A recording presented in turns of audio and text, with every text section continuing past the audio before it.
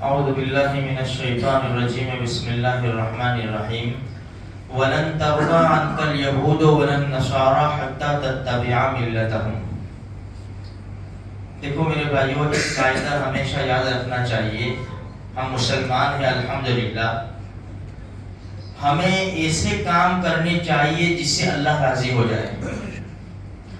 جس کام میں اللہ کی رضامندی نہیں ہے، جس کام سے اللہ راضی نہیں ہوتا، وہ کام ہمیں نہیں کرنے چاہیے۔ ہمارے پاس مسئلہ کیا ہوتا ہے کہ اگر دنیا والوں کو بعض مسئلے آتے ہیں ایسے کہ بھئی یہ کام کرنا ہے، اب وہ کام کرنے سے دنیا والے خوش ہوں گے، اللہ ناراض ہوگا، ہم کر لیتے ہیں وہ کام، جیسے فنکشنوں میں عام طور پر ہم وہ کام کر لیتے ہیں، ہمیں اللہ کی پرواہ نہیں ہے۔ جب انسان چھوٹی چھوٹی چیزوں میں یہ دیکھے گا نا تو اس کے اوپر بڑے بڑے حملے ہوں گے کہ اب یہ کرو، اب یہ کرو، اب یہ کرو، اللہ سے دور۔ اسی طرح یہودیوں کا مسئلہ ہے، اپنا بنانا چاہو نا یا ہم ان کے بننے چاہے، کبھی بھی نہیں ہو سکتا۔ کب تک؟ وَلَن تَرْضَىٰ عَنْكَ الْيَهُودُ وَلَا النَّصَارَىٰ حَتَّىٰ تَتَّبِعَ مِلَّتَهُمْ۔ وہ کبھی بھی تم سے راضی نہیں ہوں گے یہود و نصارہ جب تک کہ تم ان کے مذہب میں داخل نہ ہو جاؤ، اور یہ انشاءاللہ ہو سکتا نہیں ہے۔ انشاءاللہ اللہ ہمیں اسلام پر زندہ رکھے، ایمان کے اوپر موت دے دے، آمین۔ تو ہمیں کیا کرنا پڑے گا؟ وہ کام کرنے پڑیں گے، کیونکہ ان کے دعوے تو بڑے خطرناک ہیں۔ ایک جگہ قرآن میں کیا کہتے ہیں؟ وَقَالُوا لَن يَدْخُلَ الْجَنَّةَ إِلَّا مَنْ كَانَ هُودًا أَوْ نَصَارَىٰ۔ ان کے باپ کی جاگیر ہے کہ جنت میں تو یہود و نصارہ صرف جائیں گے۔ اچھا، ایک جگہ ایک دوسرے کو جھٹلاتے ہیں، قرآن کریم کا پہلا ہی پارہ پونا شروع ہوتا ہے، آخری پاؤ وَقَالَتِ الْيَهُودُ لَيْسَتِ النَّصَارَىٰ عَلَىٰ شَيْءٍ وَقَالَتِ النَّصَارَىٰ لَيْسَتِ الْيَهُودُ عَلَىٰ شَيْءٍ وَهُمْ يَتْلُونَ الْكِتَابَ۔ یہودی کہہ رہے نصارہ کا کوئی مذہب نہیں ہے، نصارہ کہہ رہے یہودی کا کوئی مذہب نہیں ہے، حالانکہ قرآن کہتا ہے یہ کتاب پڑھ رہے ہیں، یہ کتاب ہے ان کے پاس، یہ اہل کتاب ہے، پھر بھی ایک دوسرے کو جھٹلا رہے ہیں۔ تو یہ ایسی زبردست قوم ہے میرے بھائیوں، دھوکہ باز قوم ہے۔ دیکھو اسی لیے دنیا، یہ پیلسٹائن کے اوپر نظر ڈالو، غزہ کے اوپر نظر ڈالو، دنیا آ رہی ہے، اسلامی ممالک آ رہے ہیں، ہم مدد کریں گے، مدد کریں گے، مدد کریں گے، کسی نے کی نہیں کی، اپنوں کو اس سے کوئی واسطہ نہیں ہے، لیکن ان کی نظر صرف اور صرف اللہ کی ذات کے اوپر ہے۔ وہ انتظار نہیں کر رہے کہ ان کی مدد آئے گی تو ہم اپنا دفاع کریں گے، اپنا حق وصول کریں گے، مسجد اقصیٰ کے لیے جانے دیں گے، کوئی مسئلہ نہیں ہے ان کے لیے، ان کی نظر صرف اور صرف اللہ کے اوپر ہے۔ میرے بھائیوں اندازہ لگاؤ، جو زندگی ہتھیلی میں لے کر گھومتے ہو، آپ نے ایک کلپ دیکھی، وہ لمبی لمبی قبریں کھودی جاتی ہے نا، بچے قبروں میں کھیل رہے ہیں، دیکھا آپ نے؟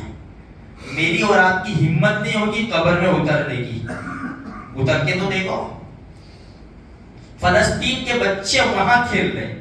ایک رپورٹر نے پوچھا بچے کو، بڑے ہو کر کیا بنیں گے؟ ہم بڑے ہوتے ہی نہیں ہیں، ہم کو اس سے پہلے ہی شہید کر دیا جاتا ہے۔ جو ہتھیلی میں جان لے کر گھوم رہا ہو میرے بھائیوں، اور کس کے لیے؟